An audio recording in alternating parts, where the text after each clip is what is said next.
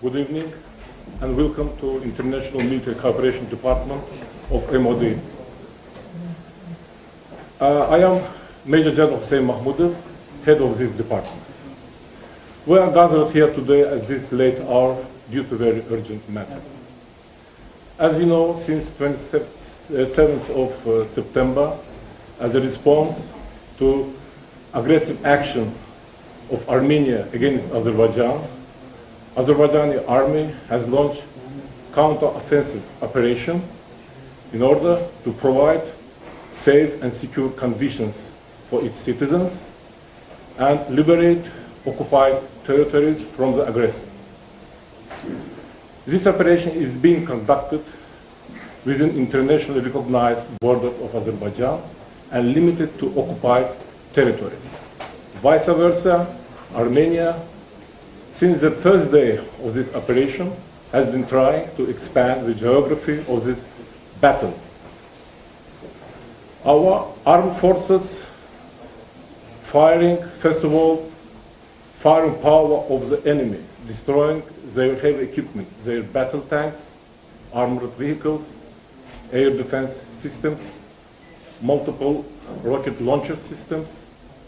Vice versa, Armenian side are targeting our civilians, our towns, our cities.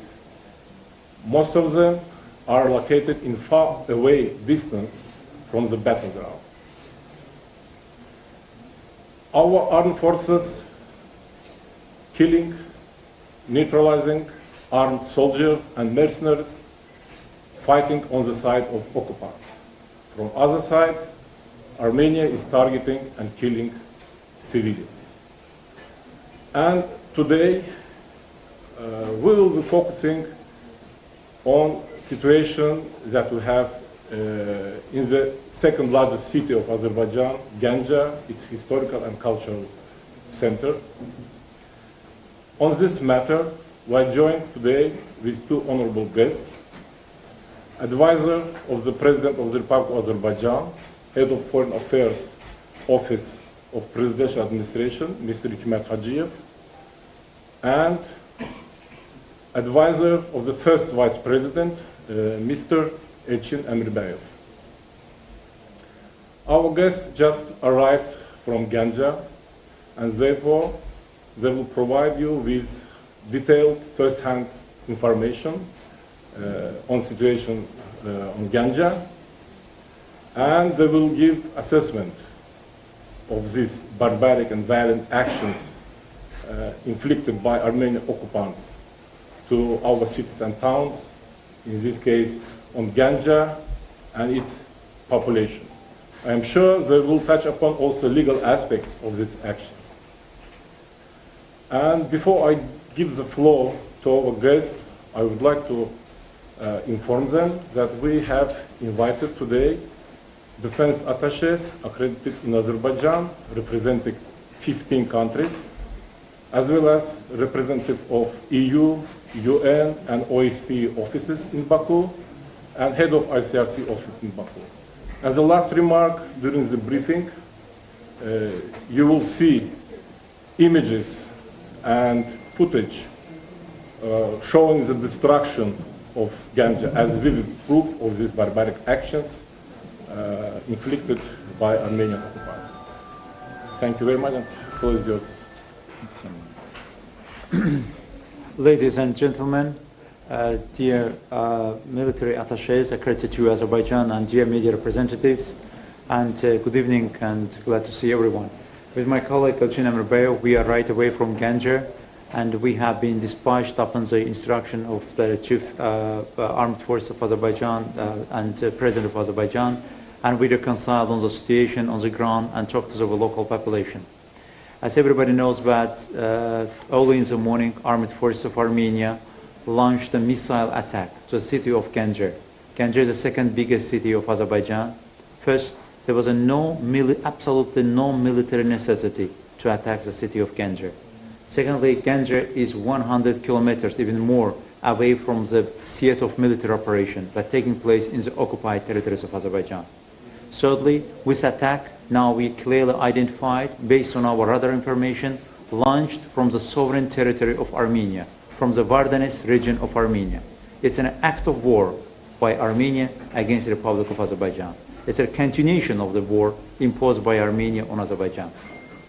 And in target selection, it was indiscriminate and deliberate military attack. I myself grown up in Ganja. I know navigation and I know all regions of Ganja very well. And this particular region of Ganja is very densely populated. It's one of the very close to one of the main streets of Ganja. Here is a purpose was more than clear, to cause as much as possible casualties among the civilians, and also to cause a panic among the civilians. More than 3 residential buildings, 2 and 3 floor residential buildings completely destroyed. And they used for this purpose Tochka-U missile. And everybody knows that it's a very destructive missile with huge potential of affecting not only target area, including the surrounding area as well. And launching such a missile to the residential area that's densely populated, there can be no other purpose except just killing civilians. We do assess it as an act of genocide. We do assess it as a military crime and war crime perpetrated by the political military leadership of Armenia against the people of Azerbaijan. It's not only the fact. Since the 4th of October, Armenian armed forces are engaged in attacking Azerbaijan's major cities with the missiles. Mainly they are using Tochka-U and Smersh missile systems. Even they use Scud missile systems, and particularly trying to attack Baku and surroundings of Baku. That Scud missile has been destroyed by S-300 air defense system of Azerbaijan. And also Mingechevir is also second biggest city of second industrial city of Azerbaijan, and especially Mingechevir electricity grid system also comes under the attack of Armenian armed forces, especially Smersh system. And yesterday, along with Ganja, Mingechevir city also again come under the fire with the Smersh missiles that have been launched against the city. Luckily, the missile that have been landed on the territory, on the perimeters of the Mingechevir power grid didn't explode and also didn't land in the close proximity of the electricity grid system. It just ended up in the garden of the area. Once again, it shows the true face of Armenia. All of this happens also against the background of the political discourse and also Moscow meeting of the foreign ministers of 2 countries, and also against the background of humanitarian ceasefire that have been agreed between the parties.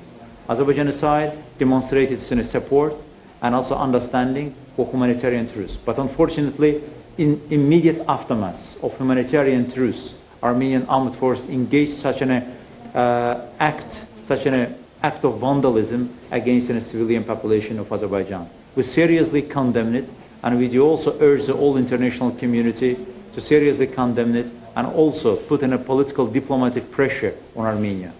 And we also receiving different information from different sources that Armenia, by using black markets and also using civilian aircrafts, trying to bring new additional missile systems to Armenia.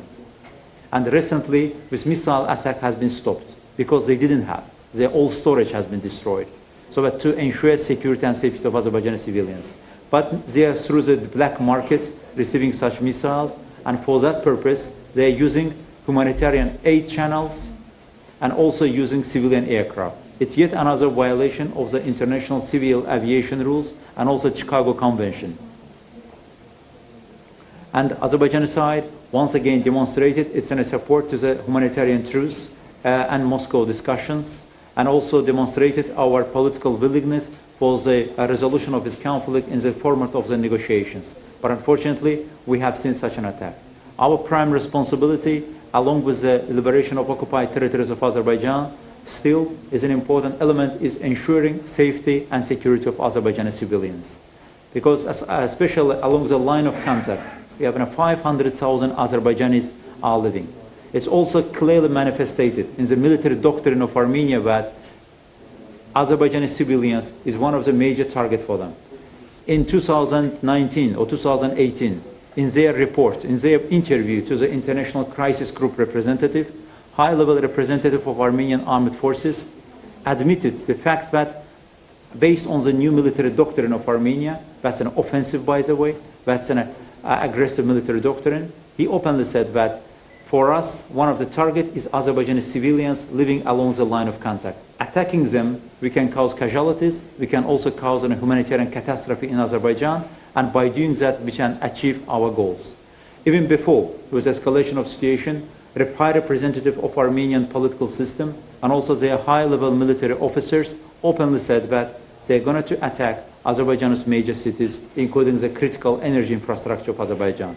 Now we have seen clear manifestation of this offensive military doctrine and offensive military policy on the real terms, that far away from the real set of military operations, Armenian armed forces are attacking Azerbaijani civilians, including the civilians along the line of contact, Tartar, Aghdam, and Fizuli, some other regions of Azerbaijan. Tartar city becomes a symbol of Azerbaijan like in Stalingrad in the Second World War. And within 1 hour, 2,000 artillery pieces landed to the city of Tartar, that's having a 70,000 population. Today, in a shameless manner, Armenian Minister of Defense, high-level representative, said that it hasn't been done by Armenian armed forces, meaning attack against Ganja. But who has done it then? Aliens or someone else? And we have also exact trajectory, and everybody knows it, and I'm sure that your respective countries also having the satellite capabilities, knowing who is who and who does what. And therefore we encourage and all countries to have a better view of the situation on the ground. Once again, we seriously condemn it, and we also retain our right, based on the Geneva Convention and international humanitarian law, if Azerbaijani civilians are going to be attacked, to take all necessary measures against legitimate military targets. As every and each country, it's also one of the major responsibilities for the armed forces of Azerbaijan to ensure safety and security of Azerbaijani civilians. We do also, and we are talking to the professional militaries, we are also accepting it as a fact of weakness. And soldiers should fight on the battleground, not to kill the kids, not to kill the women and elderly. And Azerbaijani people, we have seen it. We have seen it on the battle space back in 1992. Armenian armed forces engaged in killing entire population of Khojalı city. And it was one of the manifestations of the act of the genocide against Azerbaijani people. Within the night, with the armed forces of Armenia, who are still in the high position in the armed forces and intelligence service of that country, engaged in killing civilians, kids, elders, and they also do consider it as a sign of prideness. We do consider that it's not a sign of prideness. It's a sign of weakness. It's a sign of the cowardice that Armenian armed forces is engaged. Soldiers should fight once again in the battlefield, not to fight and not to bomb residential cities. Thank you. And we also, via you, conveying our message to all your appropriate countries, and we are also urging the countries that Armenia, there are irresponsible people in the political military system of Armenia, and also we are calling your respective countries that to look at these black channels that Armenian side may try to bring additional bunch of the rockets and missile systems to Armenia and attack Azerbaijani civilians, because it also affects the sentiments of Azerbaijani people. Because seeing that kids are being killed, seeing that women have been killed, it also affects the high sentiments of Azerbaijani people. Thank you. Madam, the floor is yours. Thank you. Good evening, ladies and gentlemen. Thank you for attending this briefing. I think much of what was supposed to be said already was said by distinguished speakers. Just a couple of points which I wanted to add. We have to understand that the Ganja attack last night was the biggest attack and the biggest incident in terms of human casualties, because we're talking about 9 civilians who lost their lives, and I think almost 20 of them who were wounded, and much more families were left without their apartments or places to live. Among those who were killed while sleeping were children, and I think that this is an outrageous war crime, as it was mentioned, and has to be qualified as such by the international community. From the very start of this latest escalation, 27th of September, the Armenian armed forces has targeted civilian infrastructure, civilian population as the major target for their attacks, which means that their main goal was to provoke Azerbaijan for a retaliation, to extend the scope of the conflict, not only geographically, but also in terms of involvement of some other parties. And that is why this is something which needs to be condemned, not only by those countries who are directly involved in the mediation effort, but also by a broader international community. Azerbaijan has shown its goodwill and has accepted the good services provided by Russian Federation as one of the co-chairs of the Minsk group to participate in three-party talks at the level of foreign ministers in Moscow. And of course, we were satisfied that there was an outcome of these lengthy discussions, and we were hoping that the Minister of Foreign Affairs of Armenia participating and approving this text would change in fact the behavior of Armenia, and that they would refrain from continuing their illegal military aggression against Azerbaijan and would go back to the negotiation table.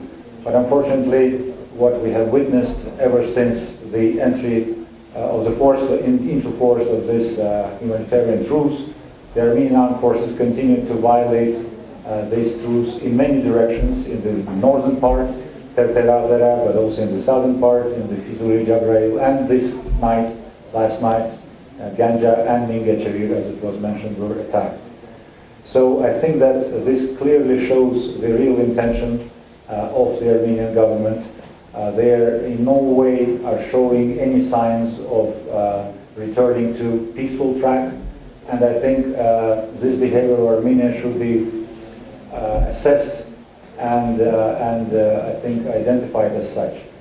And if I may, tomorrow I think we will be organizing a trip to Ganja and to Mingechevir for the diplomatic corps accredited in Azerbaijan, but also for the defense attaches. So you are kindly invited to join this opportunity in order to be able to watch what has happened with your own eyes. But now I think that we will be more than happy to entertain your questions that you may have. Thank you very much. Just one element I wanted to add. Actually, while launching with missile attacks from the sovereign territory of Armenia against Azerbaijan, we know it. Armenia is also doing it for certain political military purposes. First, for the military purposes, by launching such an attack against Azerbaijan, Armenia tries to make its own sovereign territory as an area for legitimate military attack. For political reasons, of course, Armenia tries to bring this issue to the agenda of the CSTO and to bring it under the responsibility of CSTO. First, with CSTO member countries, Azerbaijan have a very close partnership relations, almost in all member countries except Armenia. And we also know that our CSTO member countries and our partners on a bilateral basis having a better understanding and better knowledge of the situation. We also call the CSTO member countries and to put pressure on Armenia to refrain from such military adventures and provocations. And it's also a very dangerous game to undermining wider regional peace and security. We also, referring to the particular treaty that constitutes the cornerstone of the legal framework of CSTO, one of the major articles says that CSTO member countries should refrain from the use of force or threat of force against other countries. By this understanding, we are also calling the CSTO member countries to put in a pressure on Armenia and to fulfill its obligations under the respective law, respective treaties within this organization, and also not to misuse its own membership and not to misuse its own membership for the purposes of military adventure. As we always said that we don't have any military objectives in the sovereign territory of Armenia. Azerbaijan armed forces are operating within the limits of Azerbaijan's sovereign territory that has been recognized by all international community, including your respective countries. We are also supporting humanitarian truce that has been agreed in Moscow with the mediation of Russian Federation that we also appreciate. But the signs that we have seen from Armenian side, we do assess it as a sign of disrespect to the mediation efforts of Russia and also all co-chair countries and also for the international community. We have agreed and there should be respect to such an agreement. And yesterday we have also witnessed yet another fact. In Matagi's direction, Azerbaijan armed forces were engaged in collecting the bodies of Armenian soldiers so as to ensure the exchange of these bodies. And they also come under the attack from the mine launchers. Once again shows the true intentions of Armenian side. And by this opportunity, we also wanted to communicate your respective countries and calling also for your understanding and sympathy. Thank you very much for this opportunity. If you have any questions, as my colleague said, we'll be more than glad to answer. I know that our military colleagues always try to reframe their questions, and they would prefer to listening, and therefore, from our side, we try to provide, as much as information possible.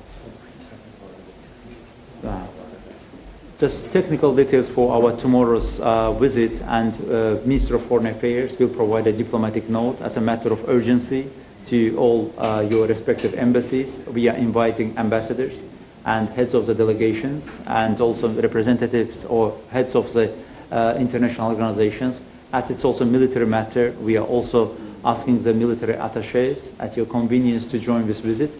And so that with your own eyes you can see the Armenians' attacks on Ganja city of Azerbaijan, and we'll also try to provide more comprehensive information on the spot.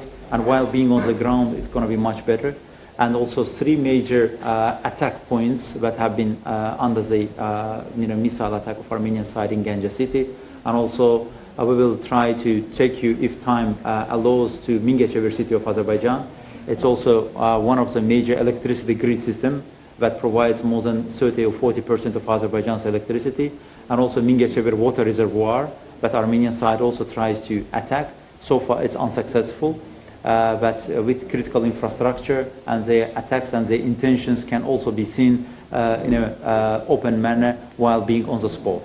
And if you can join, of course, we will appreciate, and all necessary security will be provided from our side, and also the buses will be available tomorrow in front of the Foreign Ministry. Look at timing. MFA Protocol Department is currently trying to schedule the program.